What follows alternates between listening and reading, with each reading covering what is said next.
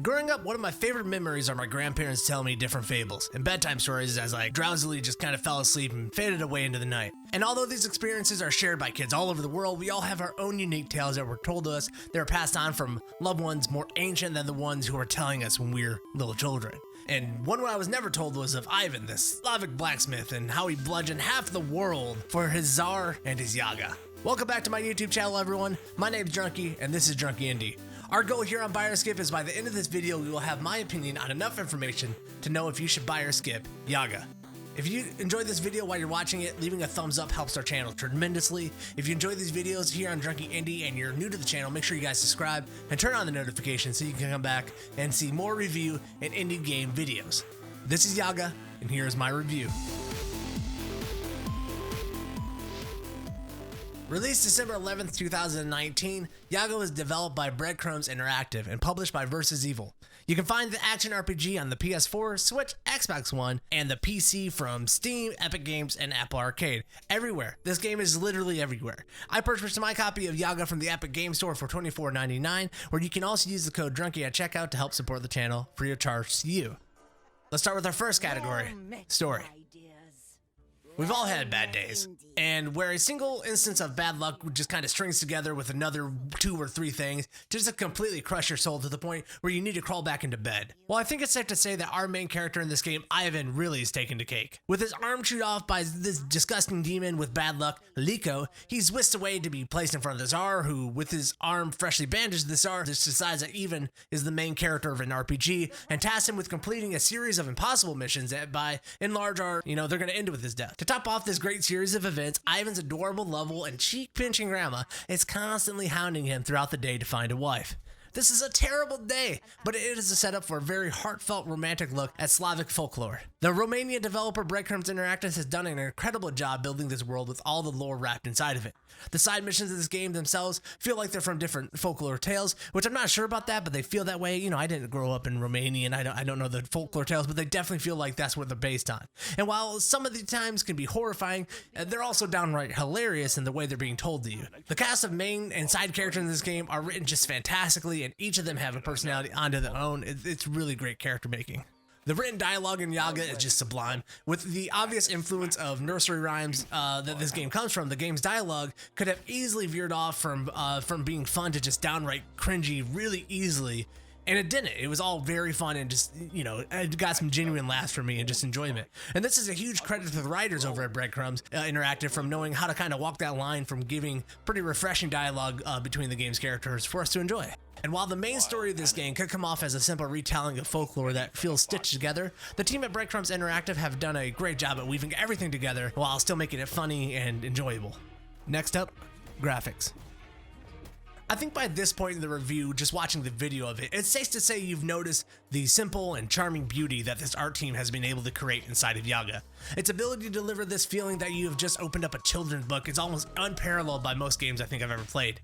Every asset in this game could absolutely be taken from this game and just kind of repurposed for a children's book, and you would have no idea that it was made for a game in the first place. It's gorgeous. The colors used inside of Yaga all feel rich, but not overly saturated. Each of the areas in the game feels distinct enough in their palette so that you can really feel when you're in a new area, and it also sets the mood. The designs for each area really feel distinct with the color palette choices. The forest feels like a classic, RPG forest. The swamps you roam around are dingy and they're gross. One of the standout scenes for me in this game is the throne room they designed for the Tsar to be in. There's just this quality to the colors and the shape used in there that his throne room has just stayed in my mind since the moment I played through it. It's wonderful. The hand-painted assets in this game all just feel so impressive when you're running around. When you're doing that, just running around in this game, right from your beginning village all the way to the deep snow eras, it's just an absolute delight. But one of the most disappointing things about this game is the fact that developers needed to zoom the camera out so much during most of your playthrough. While it's understandable from a gameplay perspective, once you get into the bulk of this game, a lot of that gorgeous detail gets kind of lost because of the distance. With all the high praise that I give this game for how it looks, that's not to say the art design is kind of without fault. One of the major glaring issues for me is that I feel Yaga has in its graphics is it's a readability issue during combat. So many times you're in the scrum of a fight, and I felt like the game just looked a little bit flat, and so much so that I had a difficult time reading what was going on. I just simply lost my character in combat. Recently I've been playing a lot of Hades in my free time, And that game just really shows me how much can be done with color to make sure that a game stays readable even when it's cluttered and there are really busy situations going on.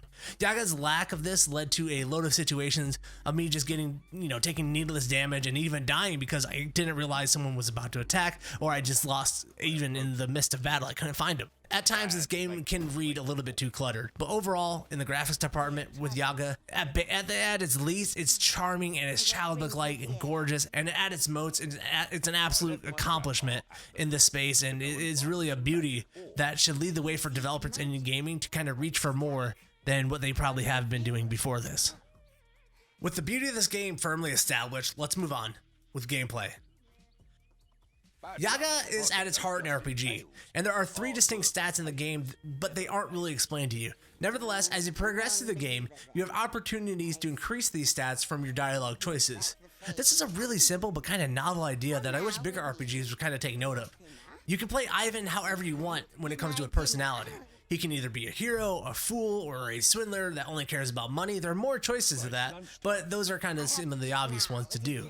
These personality types that develop from your dialogue really do a lot for the game and affect how the game plays out. I love this gameplay choice. As Ivan is a blacksmith with his trusty hammer and his offhand utility weapon, Ivan sets off in the world to complete all of his quests. The utility weapon at first, the first one you get is a shield, and then that can later be swapped out as the game progresses, or different items such as like a shovel or a chain link that has a claw on the end, kind of like a scorpion get over here thing. These utility weapons all create different creative ways for you to progress through the game depending on your playstyle. Both of your main and offhand weapons are part of this larger crafting system in Yaga. You're a blacksmith after all. This is what Ivan does. The crafting system is simple but fairly robust. You choose, the ore you want to craft with, from iron to bronze to gold. This dictates, I'm not really sure what this dictates, they don't really explain that. Then you can add different enchantments to the creation for increased damage and other effects. And finally, runes that create a magic effect when the weapon breaks. It's the rune part that I think creates what is probably my most disliked part of the weapon system in this game. The way the gameplay works out, it seems like Breadcrumb Interactive are really into you breaking your weapon. You can craft it fairly often, the resources are not that scarce, but breaking and recrafting just doesn't feel that fantastic. Being excited about making a new weapon with your new enchantment and everything feeling really good, that gets taken away from you as a player, as that weapon just kind of breaks and it doesn't really make it halfway through a level. When it comes to combat, Yaga really just doesn't truly hit for me. Although the utility items do create for some variety, overall this game just feels like I'm smashing the attack button and not being able to do much to withstand attacks. Times where I thought I parried an attack, I would take full damage. Times when I thought I dodged away in time, I would take full damage. It just made for an overall blunted experience when other action RPGs are feeling much more precise and crisp than ever. Lastly, in the gameplay department, the pacing of the game is just far too slow. From the sluggish speed it feels like Ivan moves at, to the time it takes to kill most enemies, overall this game just feels slow and at times a bit boring. A lot of the basic unit encounters that you have in the game take a lot longer than the actual boss fights inside of a level. It's just a weird balance. I restarted my run once throughout my game, and I think I clocked the first part of the game taking around 3 hours to get into, and it just felt like a really large 3-hour intro into this game. Overall, while RPG elements in Yaga had a chance to really make a solid experience, the lack of stats and those stats explanations, and also the frequency at which my weapon would break, it really took away from my experience. Coupled this with the one-dimensional combat, really slow pacing, the gameplay for Yaga just isn't the best. Let's move on. Sound. One of the most standout in-your-face features of Yaga is its soundtrack. There's no other way to say it except the obvious fact that this soundtrack within Yaga is an absolute banger.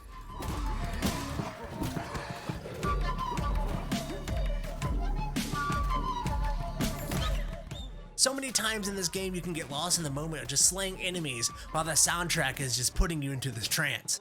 In my mind, the developers at Breadcrumbs Interactive are taking a cue from games like Bastion that are reaching outside of the box when thinking about the kind of music that they want to put in their game.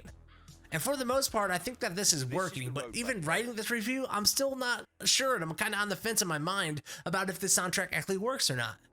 It does at times feel like it's out of place, but even when it stands out in my mind as out of place, it's just so damn good. I feel like I just don't care. Also in the sound department, the voice acting in this game is incredibly rich. All of the actors deliver on their characters and turn in a performance that is just as charming as the graphics. Ivan's voice had just the right amount of raps that I wanted it. His grammar was equally adorable. The voice actors knocked it out of the park, and like voice acting in video games is just starting to get like so much more incredibly gaming. I love that it's bleeding over into the indie game genre. While the soundtrack for Yaga is the standout for this game's sound design, overall everything in this game just sounds fantastic and lives up to the other parts that makes this game's art incredible. Our final category, replayability. When first loading into Yaga, I was questionable about the replayability and what was going to be able to take place in it. Thinking that it was just a basic action RPG, I thought the story was going to be the thing that carries this game and makes it replayable. So, you know, about a 1 or 2 times through would probably be sufficient for any one person alone. But what I come to find out is not only is this game an action RPG, but it does kind of take elements from the roguelike genre. There are times where you go to a store and merchant where he has 3 items for you to buy for your enchantments, and those are random. They switch out every time you come back to town. Every time you go to a new dungeon or a new level, it is different than the first time you played. I'm not sure how entirely procedurally generated this is, but my second playthrough of this game, all the levels I went through were completely different than the first one I did. It's kind of cool. Additionally, the dialogue choice in this game influencing your stats in the game, that is another huge bonus to the replayability of this game. You can play one as Ivan the cheerful or the great, and he is, you know, agreeable and he has stats and he gets abilities based on that. Or you can play him as Ivan the Terrible, someone who's just kind of angry all the time, and his stats will be affected by that, and kind of the bonuses he gets will also be affected by that. The dialogue choice alone is this really cool stat system that makes everything just that much more replayable. The only pullback in the replayability department that I can see is the slowness of this game. It just feels like it takes so long to get going. There are other games like Dead Cells where you drop in and you're immediately going, and you can start building a new character in a new way right from the beginning. Things like that are what create replayability in games to me in 2020 and 2021. The fact that you can just jump in, kind of recreate a character for games like this, the action RPG, the roguelite. So that slowness inside of Yaga really is a disappointment and makes me hesitate before coming back to it. Buy or skip, Yaga. This game is absolutely beautiful. The first thing that catch my eye that made me get it off of Epic Game Store would be the graphics. It was eye-catching, it looked gorgeous, it looked like something I wanted to play. Diving into this game, I really do believe that Breadcrumb Interactive created a game that's at least worth looking at. Watch some gameplay of it, maybe dabble and play with it if you really want to, but the gameplay is so flat in this game to me that for me, Yaga is a very reluctant skip. Alright, that is a review for this week here on Drnkie Indie, man. Thank you guys for checking us out again this week for our review of Yaga. I hope it was informative. I hope it helped you make your decision on whether or not you should buy this game. If it did, make sure you leave a subscription here on the channel. If you want to come back for other reviews to see what we're doing, hit the notification bell so you can see when we're posted. Be one of the first people to watch it. Alright, that's it for the Drnkie Indie this week. I'll see you guys next week. Bye, everybody.